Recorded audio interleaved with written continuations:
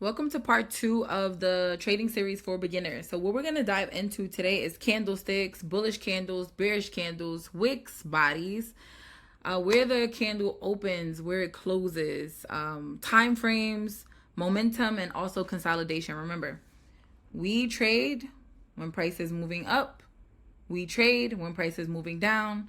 We do not trade when price is moving sideways. That is called consolidation, but also another term that we're going to talk about later on in the series.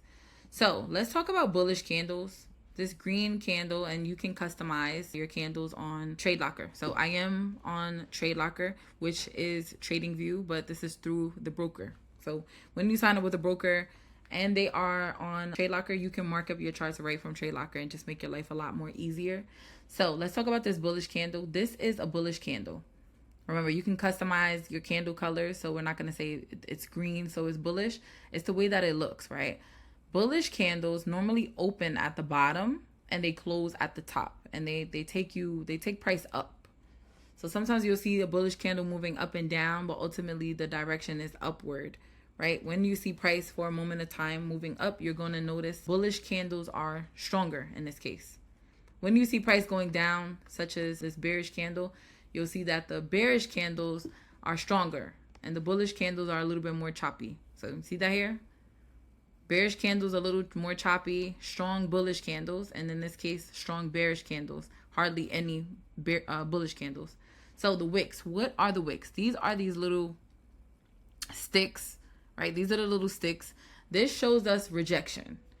The wicks take us to places. Like if we're going to look at this candle, we're going to see that the high of this candle was here. The low of this candle was here. This means that these are the places within this range that this candle went to. Looks like price opened. Remember, a bullish candle opens at the bottom. A bearish candle opens at the top. So the candle will always continue from the previous candle. So this is where the bullish candle has closed at the top. The next candle has opened at the bottom. It looks as though price went this low down to this level. It rejected, which is not why we have a wick. Price pushed all the way up here to the top of this other wick. It rejected.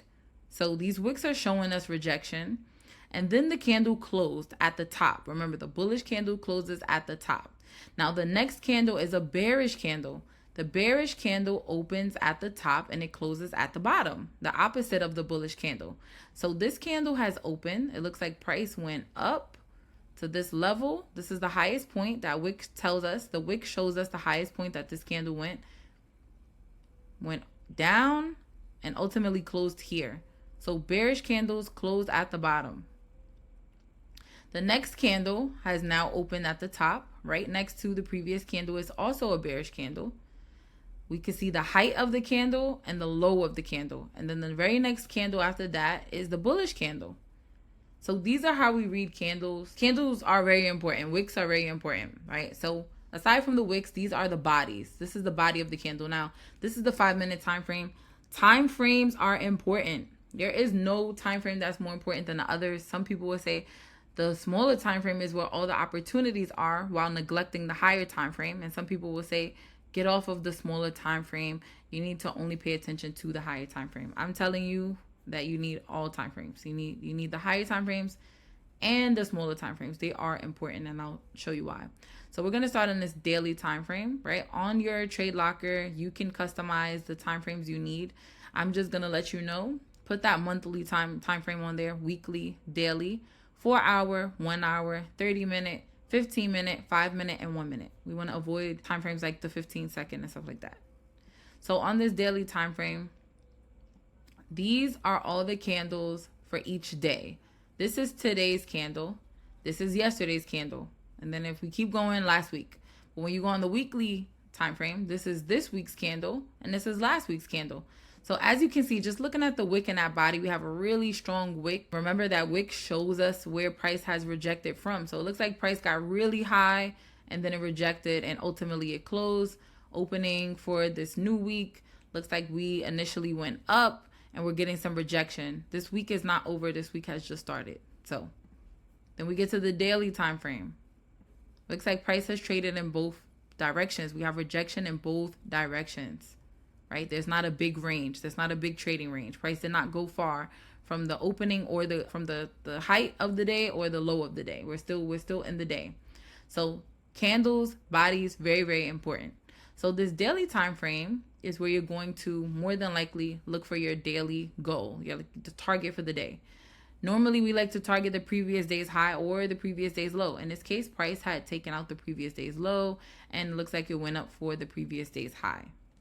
Right? So we get our daily targets from there. You also want to look for your direction, the overall direction here. We haven't gone over structure yet, so don't worry about it. We are going to touch that. So daily time frame, very important. 4-hour time frame is just to kind of tie in what you've seen on the daily time frame.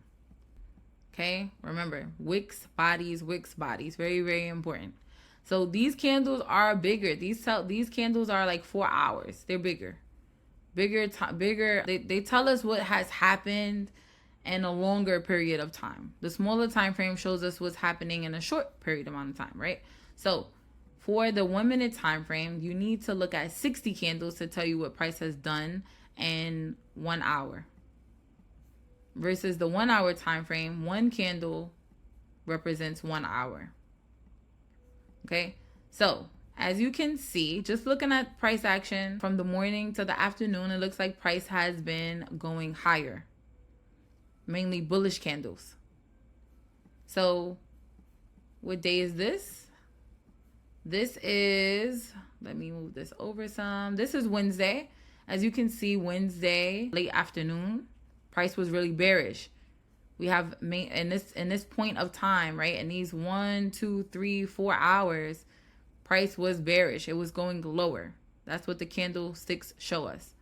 So when price ranges, we have a period of ranging where price is, not ranging.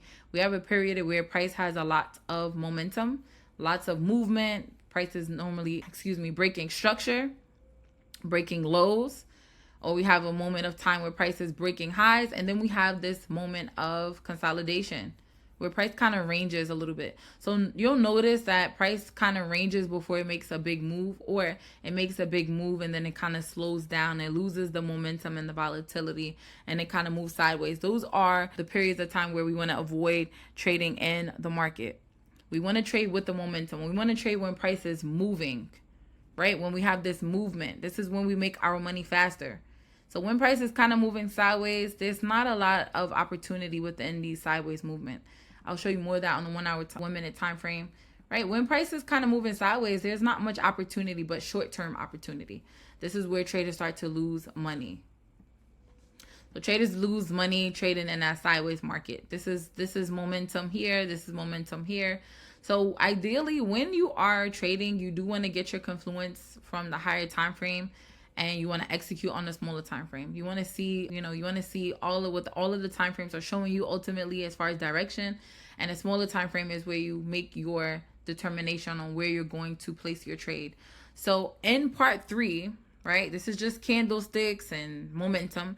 In part 3, we are going to be talking about structure. How do you know when price is bullish and how do you know when price is bearish?